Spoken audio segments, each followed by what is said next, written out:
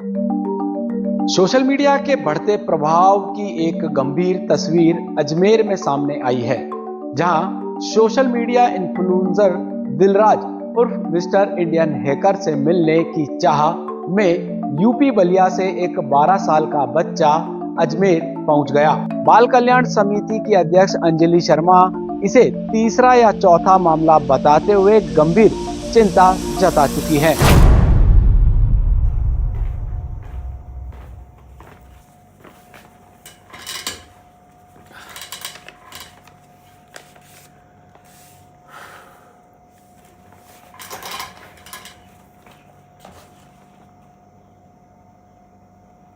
हाँ जी यार, बहुत मन उदास है अंदर से। और मैंने अपनी पूरी लाइफ के अंदर कभी नहीं सोचा था कि एक दिन मुझे ऐसी कोई वीडियो बनानी पड़ जाएगी जिसमें मैं अपने ही सब्सक्राइबर्स यानी कि आप लोगों से ये बात कहूँ कि मुझसे मिलने कोई मत आना।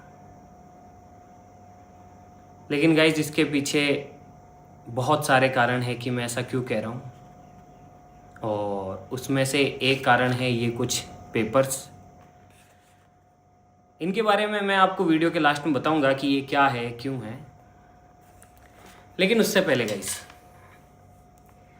आप सभी लोगों का दिल से बहुत बहुत धन्यवाद इतना सारा प्यार देने के लिए, इतना सपोर्ट करने के लिए और मेरी इस जर्नी में साथ जुड़ने के लिए।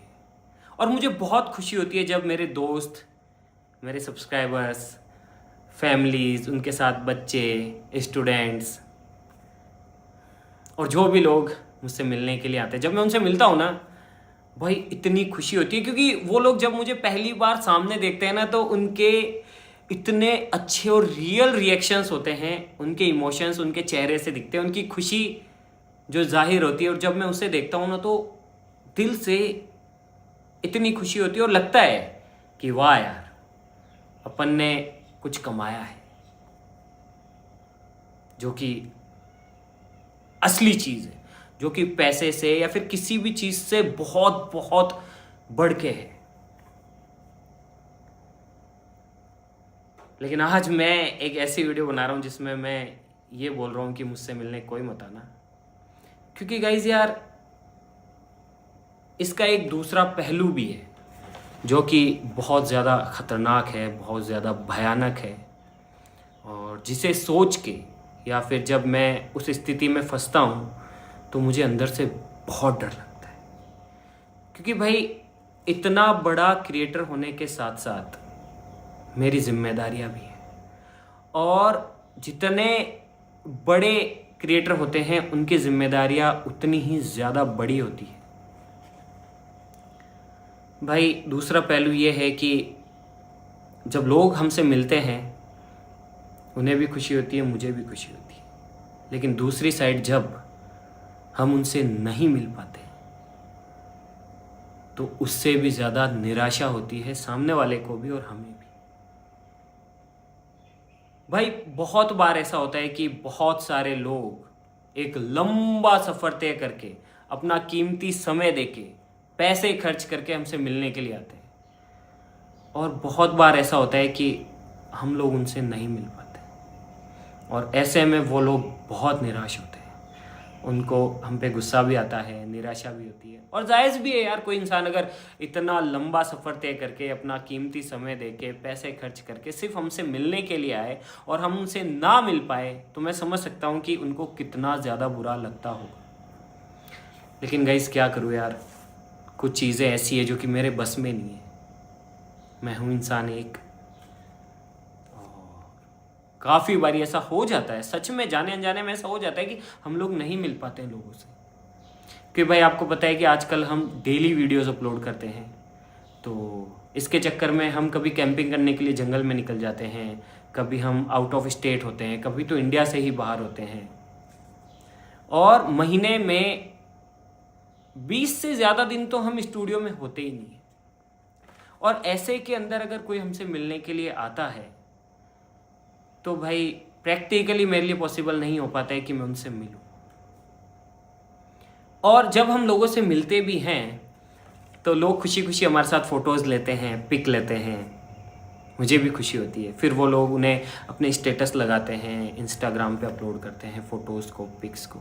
तो होता क्या है कि उन्हें देख के और भी बहुत सारे बच्चे, स्टूडेंट्स, बहुत सारे ऐसे लोग जिन्हें यूट्यूब करना है, बहुत सारे लोग जिनके कुछ सवाल होते हैं या फिर जिन्हें सिर्फ हमसे मिलना होता है, उन लोगों के मन में भी आता है यार कि चलो अपन भी चलते हैं भैया से मिलने के लिए।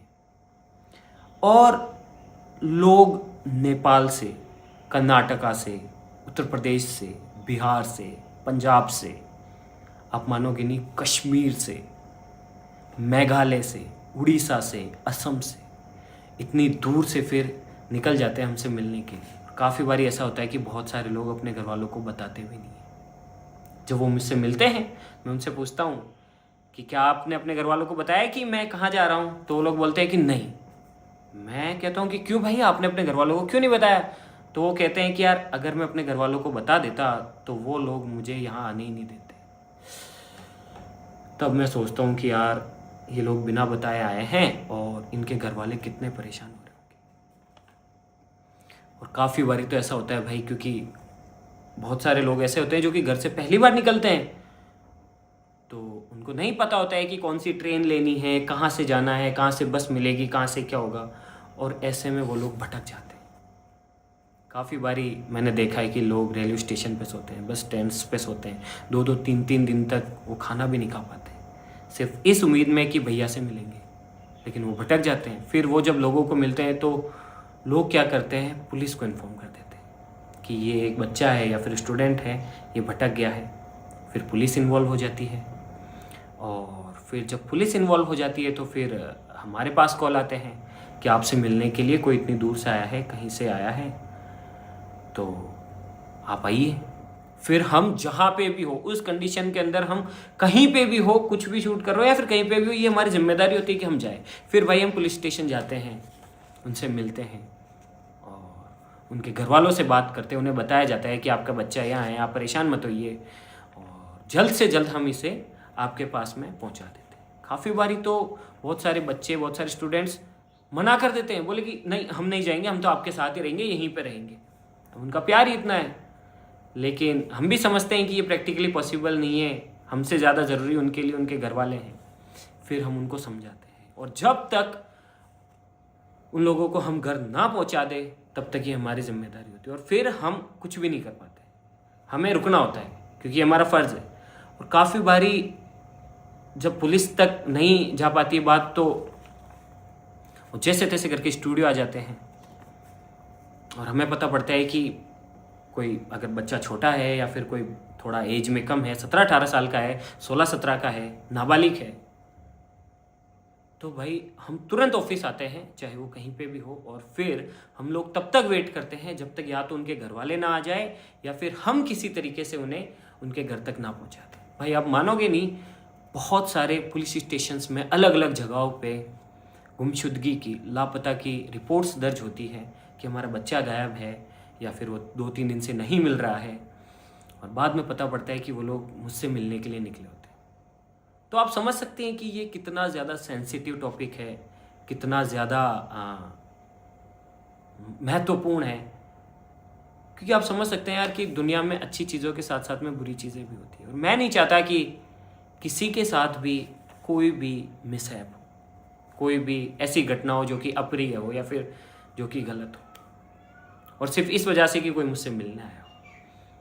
और भाई आप मानोगे नहीं, बहुत बार ऐसा होता है कि लोग इतने ज़्यादा आ जाते हैं कि प्रैक्टिकली मैं सभी से नहीं मिल पाता।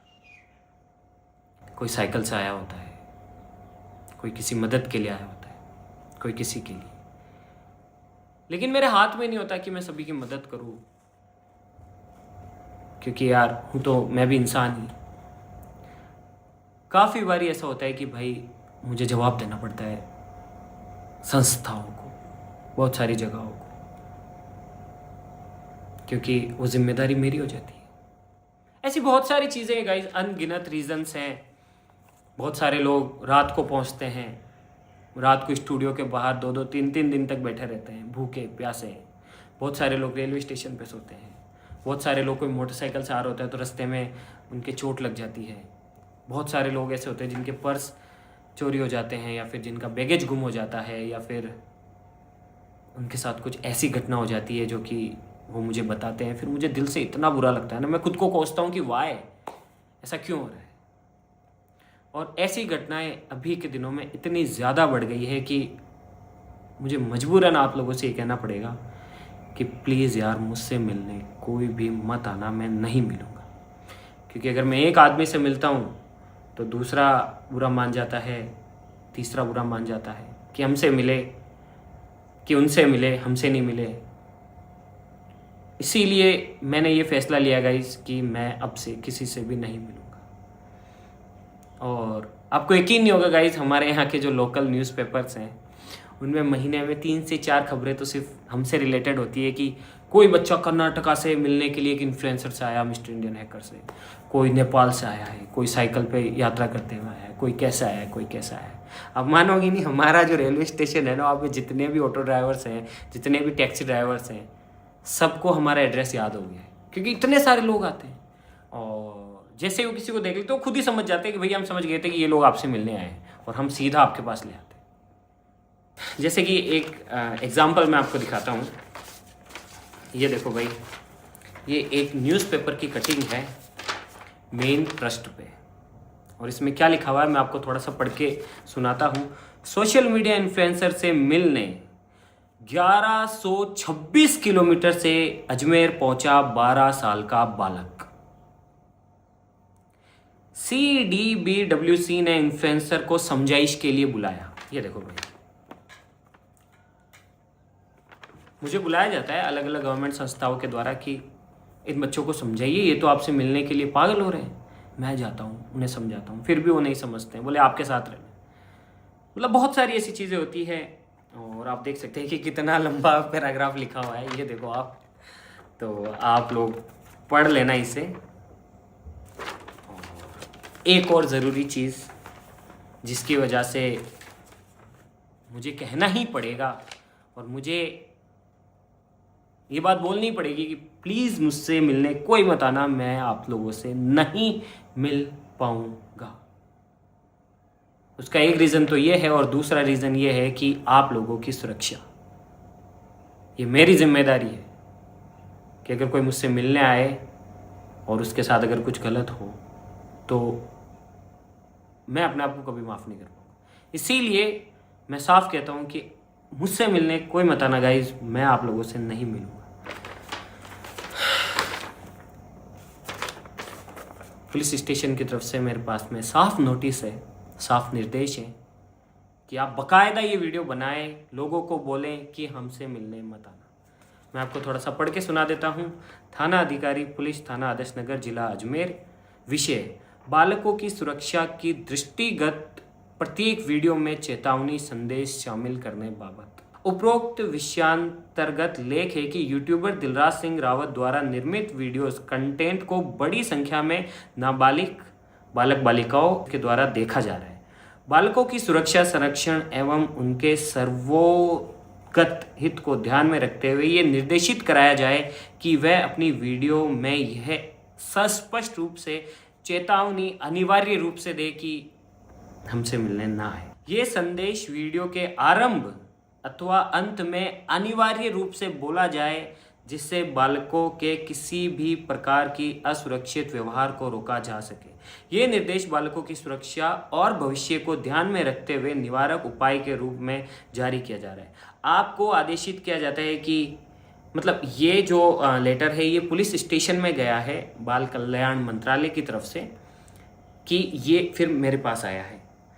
तो पुलिस को ये कहा गया है कि पुलिस मुझसे ये सुनिश्चित कराए, मतलब पुलिस ये मेक श्योर करे कि दिलराज सिंह रावत यानी कि मिस्टर इंडियन हैकर ये क्लियर करे कि उनसे मिलने के लिए कोई भी ना आए, ताकि ऐसी प्राकृतिक घटनाओं को होने से रोका जा सके, या फिर बालकों की सुरक्षा सुनिश्चित की जा सके कि जब वो लोग दूर से या कहीं से आए तो उनके साथ कुछ भी मिसहैप ना हो। उनका कहना भी सही है यार, वो अपनी जगह सही है, उनके पास इतने सारे केसेस आते हैं हमसे रिलेटेड, तो ठीक है। आप इतना समझ लो कि मेरे पास में पुलिस की तरफ से नोटिस है, आप पढ़ लेना। ये देखो भाई, ये पढ़ लेना आप, मेरे पास पुलिस की तरफ से नोटिस है कि भाई मैं ये वीडियो बनाऊं, और मैं बना रहा हूं, और ये सारी चीज़ें करने का मन तो नहीं करता यार। कौन सा ऐसा इन्फ्लुएंसर है या फिर ऐसा कोई होगा जो कि लोगों से बोलेगा भाई मुझसे मिलो ही मत। हमारी तो खुशी, हमारी मेहनत का फल ही वही है कि लोग हमसे मिले, हमारे साथ सेल्फी ले। अगर हमारे साथ कोई सेल्फी नहीं लेगा, फ़ोटो नहीं लेगा, तो फिर हमें कहाँ से पता पड़ेगा कि हम इन्फ्लुएंसर है या फिर हमारी इतनी बड़ी ऑडियंस हमें फॉलो करती है। लेकिन यार उससे ज़्यादा ज़रूरी है, मेरे अपने हित से ज़्यादा ज़रूरी है लोगों की सुरक्षा, बच्चों की सुरक्षा, स्टूडेंट्स की सुरक्षा। तो गाइज़ आज मैं आप लोगों से यही कहना चाहूँगा कि हो सके तो प्लीज़ मुझे माफ़ करना, लेकिन मैं अब से किसी से भी नहीं मिलूँगा। आई एम रियली सॉरी, लेकिन मैं ऐसा इसलिए बोल रहा हूँ क्योंकि मेरे लिए मेरे सब्सक्राइबर्स की सुरक्षा सबसे पहले है।